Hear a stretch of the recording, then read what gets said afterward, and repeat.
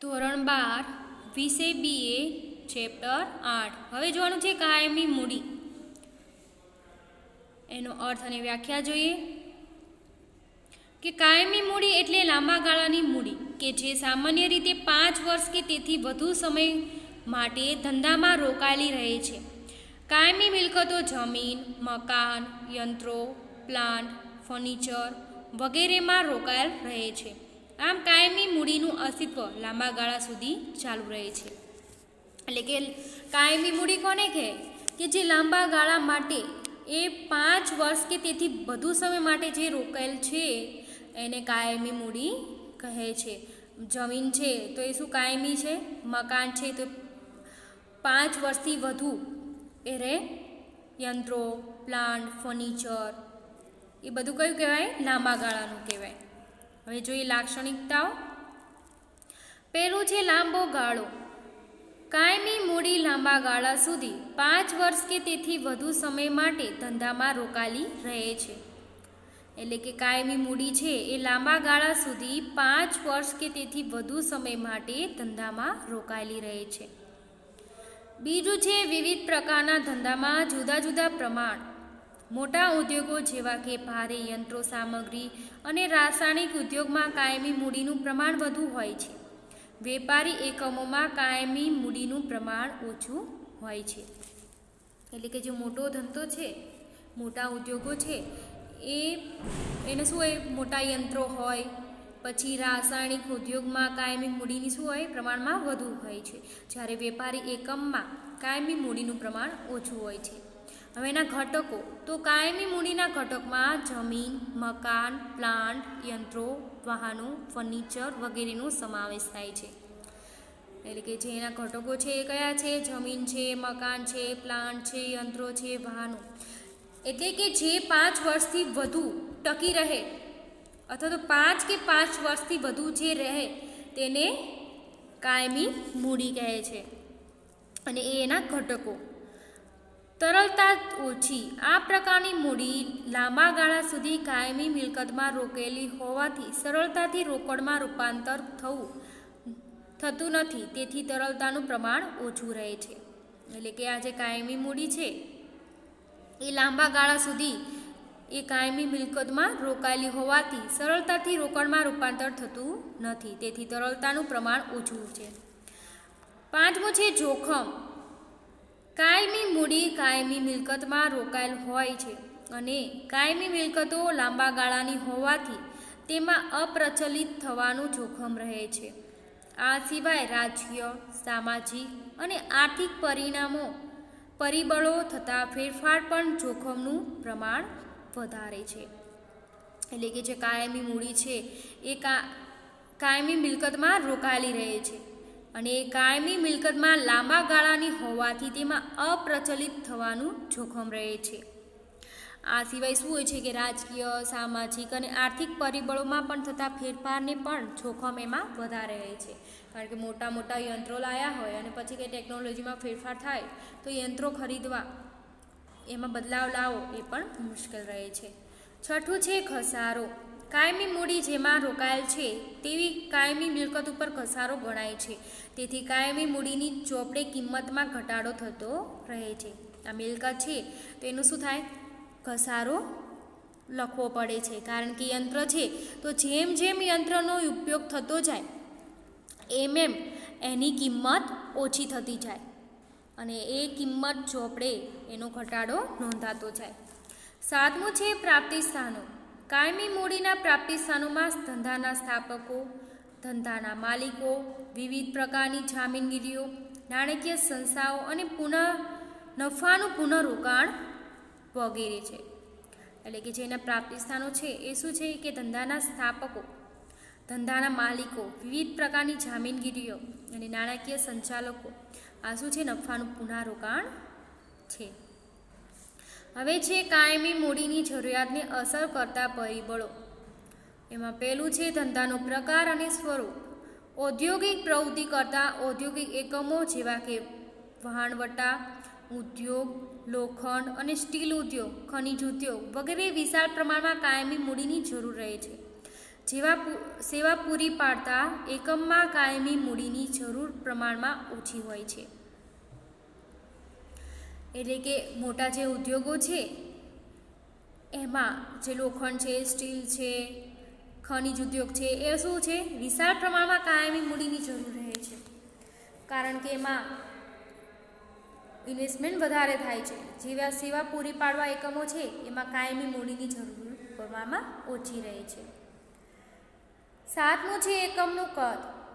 નાના કદના એકમોને મોટા કદના ઔદ્યોગિક એકમો કરતાં પ્રમાણમાં ઓછી કાયમી મૂડીની જરૂર રહે છે.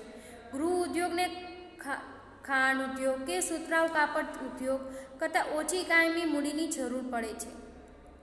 જ્યારે વાહનોનું ઉત્પાદન કરતાં ઉદ્યોગનું કદ મોટું હોવાથી વધારે પ્રમાણમાં કાયમી મૂડીની જરૂરિયાત રહે છે. એટલે કે જે નાના નાના ઉદ્યોગો છે એમાં મોટા કદના ઉદ્યોગ એકમો કરતાં પ્રમાણમાં ઓછી કાયમી મૂડીની જરૂર રહે છે. કારણ કે એનું પ્રમાણ શું છે, નાનું છે, એનું કદ નાનું છે. ગૃહ ઉદ્યોગને ખાંડ ઉદ્યોગ કે સુતરાઉ કાપડ ઉદ્યોગ કરતાં ઓછી કાયમી મૂડીની જરૂર પડે છે. જ્યારે વાહનોનું ઉત્પાદન કરતાં એકમોનું કદ મોટું હોવાથી વધારે પ્રમાણમાં કાયમી મૂડીની જરૂરિયાત રહે છે. 7મું છે માલિકી ભાડાપટ્ટાનો ઉપયોગ. જમીન, મકાન, યંત્રો વગેરે જેવી કાયમી મિલકતો ખરીદવા કરતાં ભાડાપટ્ટાથી મેળવવામાં આવે તો એટલે જ અંશે કાયમી મૂડીનું રોકાણ ઘટાડી શકાય છે અને કાયમી મૂડીનું જોખમ પણ ઘટાડી શકાય છે. એટલે કે જમીન છે, મકાન તમે ભાડે લીધું અને પછી એમાં ધંધો સ્થાપ્યો તો શું થશે કે એમાં કાયમી મૂડીની જરૂરિયાત ઓછી રહેશે. કારણ કે એનું ભાડું મહિને એનું ભાડું ચૂકવાતું હોય છે. હવે છે સંશોધન ખર્ચ. ઔદ્યોગિક એકમોએ તેમની પેદાશને વધુ ઉપયોગી બનાવવા, ઉત્પાદન પડતર ઘટાડવા, વસ્તુઓનો આકાર કે રચના આકર્ષક બનાવવા સંશોધન કાર્ય હાથ ધરવું પડે છે. આ બધા ખર્ચ માટે કાયમી મૂડીની જરૂર રહે છે. એટલે કે અમુક જે પ્રોડક્ટ્સ છે એ શું કરે છે, આકર્ષિક હોય તો જ ગ્રાહક એ ખરીદવા આકર્ષાય છે. એટલા માટે એને વધુ આકર્ષક બનાવવા માટે એમાં મૂડીની વધારે જરૂર રહે છે. 5મું છે અદ્યતન ટેકનોલોજી. સમયના પસાર થવા સાથે ટેકનોલોજી બદલાતી રહે છે. નવા સંશોધનો અને અદ્યતન ટેકનોલોજીને કારણે જૂના યંત્રો દૂર કરી નવા યંત્રો વસાવવા પડે છે. આ માટે કાયમી મૂડીની જરૂર રહે છે. એટલે કે જેમ ટેકનોલોજી બદલાય એમ એનો યંત્રો પણ શું કરવા પડે, બદલાવવા પડે. જૂના યંત્રો હોય એ કાઢી અને નવા યંત્રો વસાવવા પડે. આ માટે પણ કાયમી મૂડીની જરૂર રહે છે. 6થું છે સરકારી મદદ અને કરવેરાની નીતિ. ઉદ્યોગો પ્રોત્સાહન આપવા માટે અને જુદા જુદા પ્રાદેશિક વિસ્તારમાં વિકાસને સંતુલિત બનાવવા માટે સરકાર ઉદ્યોગોને ગ્રાન્ટ કે સબસિડી સ્વરૂપે મદદ કરે છે. દાખલા તરીકે સરકાર ઔદ્યોગિક એકમને જમીન અને ઔદ્યોગિક શેડની સહાય પૂરી પાડે છે, જેથી એટલે અંશે કાયમી મૂડીની જરૂરિયાત ઘટે છે. અમુક એવું વિસ્તાર હોય તો એ વિસ્તારને વિકસિત કરવા માટે સરકાર અમુક છે ને સબસિડી કે ગ્રાન્ટ આપે, જેથી લોકો ત્યાં ટેક્સ ઓછો કરે, જેથી તો લોકો ત્યાં શું કરે, ઉદ્યોગ કરવા આકર્ષાય. અને આ અંશે કાયમી મૂડીની જરૂરિયાત પણ ઘટે છે. સરકારી કરવેરાની નીતિ પણ કાયમી મૂડીની જરૂરિયાતને અસર કરે છે. દાખલા તરીકે સરકારી યંત્રો ઉપર ઉદાર ઘસારાની નીતિ અમલમાં મૂકે તો જૂના યંત્રોની સાથે નવા યંત્રો ખરીદવાનું આકર્ષક રહે છે. આ માટે વધારાની કાયમી મૂડીની જરૂરિયાત ઝડપી બને છે. હવે છે સ્થાપના ખર્ચ. કંપની સ્વરૂપની સરખામણીમાં વ્યક્તિગત માલિકી, ભાગીદારી પેઢી અને સહકારી મંડળીનો સ્થાપના ખર્ચ ઓછો હોય છે. કંપનીને દસ્તાવેજો તૈયાર કરવા ખર્ચાઓ કરવા પડે છે, જેવા કે નોંધણી ફી, નિષ્ણાતોની ફી, કાનૂની ખર્ચ વગેરે માટે કાયમી મૂડીની જરૂર રહે છે.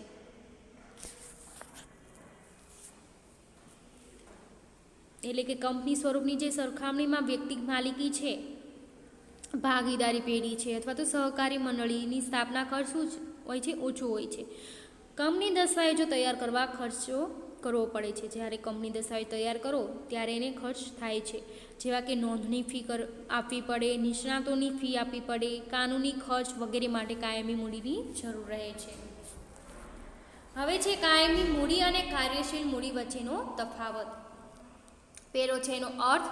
કાયમી મિલકતો જેવી કે જમીન, મકાન, યંત્રો, ફર્નિચર વગેરે કાયમી મિલકતોમાં રોકાયેલ મૂડીને કાયમી મૂડી કહે છે. એટલે કે જે 5 વર્ષ કે તેથી વધુ સમયગાળા માટે ટકી રહે તેને કાયમી મૂડી કહે છે. ચાલુ મિલકતો જેવી કે કાચો માલ, તૈયાર માલનો સ્ટોક, દેવાદારો, ગહેણી હુંડી વગેરેમાં રોકાયેલ મૂડી કાર્યશીલ મૂડી કહે છે. એટલે કે ચાલુ મિલકત છે, કાચા માલ, તૈયાર માલનો સ્ટોક, દેવાદારો, લેણી હુંડી વગેરેમાં રોકાયેલ મૂડી કાર્યશીલ મૂડી કહે છે. બીજું છે સમયગાળો. ધંધામાં લાંબા ગાળા માટે રોકાયેલ રહે છે. આમાં શું હોય છે કે ધંધામાં એ લાંબા ગાળા માટે રોકાયેલ રહે છે, જ્યારે ધંધામાં ટૂંકા ગાળા માટે રોકાયેલ રહે છે.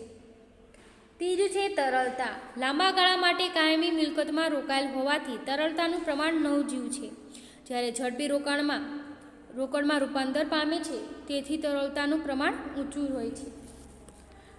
જોખમ. તો જોખમનું પ્રમાણ વધુ છે, જ્યારે જોખમનું પ્રમાણ ઓછું છે. આ કેમ જોખમનું પ્રમાણ વધુ છે? કારણ કે અહીંયા લાંબા ગાળા માટે એને ઇન્વેસ્ટમેન્ટ કરવું પડે છે, જ્યારે અહીંયા ટૂંકા ગાળા માટે હોય છે. હવે છે જરૂરિયાત. જમીન, મકાન, પ્લાન્ટ અને યંત્રો જેવી કાયમી મિલકતો ખરીદવા માટે જરૂરી છે, જ્યારે રોજબરોજના ખર્ચાઓ જેવા કે મજૂરી, વેતન અને કાચા માલની ખરીદી માટે જરૂરી છે. હવે છે પ્રાપ્તિ સ્થાનો. આ મૂડી શેર અને ડિબેન્ચર બહાર પાડીને કે નાણાકીય સંસ્થાઓ પાસેથી મેળવાય છે, જ્યારે આ મૂડી વેપારી શાખ, બેંક, ઓવરડ્રાફ્ટ, દેશી સારાફો વગેરે પાસેથી મેળવાય છે. હવે છે ઘસારો. કાયમી મિલકતોમાં રોકાયેલી મૂડી ઘસારાને પાત્ર છે, જ્યારે કાર્યશીલ મૂડી પર ઘસારો ગણાતો નથી.